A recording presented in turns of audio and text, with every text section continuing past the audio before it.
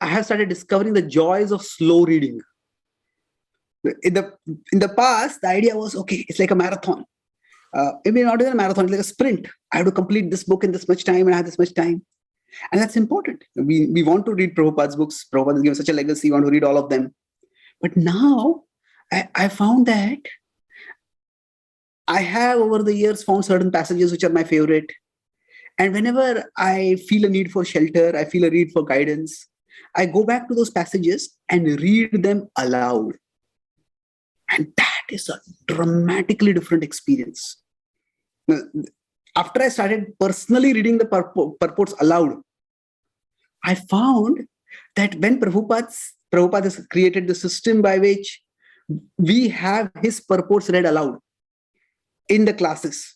Earlier, I used to feel, oh, this is just, anybody can read the purport. Why do you have to read it aloud? Just start the class. I would like to hear the class. I wasn't able to appreciate the reading aloud aspect because sometimes the purports are long and then sometimes reading the purport takes 5 minutes, 10 minutes, and I used to get a little impatient. But actually, reading aloud and not just having somebody else read it aloud, you read it aloud. Of course, somebody else reading aloud also is good. But we read it aloud, it's a very different experience. Actually, then you can sense Prabhupada's presence much more. This also I learned from writing. One of the guidelines for writers said that you read out your work aloud. Then you will see where the flow is stumbling, where the words are not sounding properly.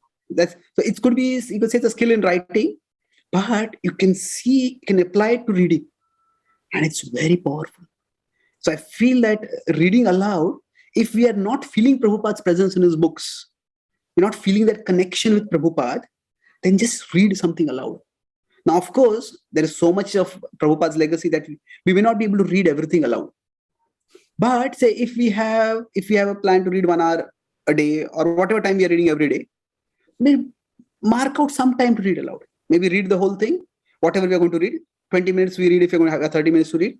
And then whichever passage struck you within the 20 minutes, go back and read aloud for 5 minutes. Read aloud for 10 minutes. Maybe read it once or twice or thrice.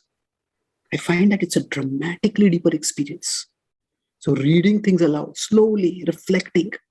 So that gives the presence of Prabhupada much, much more.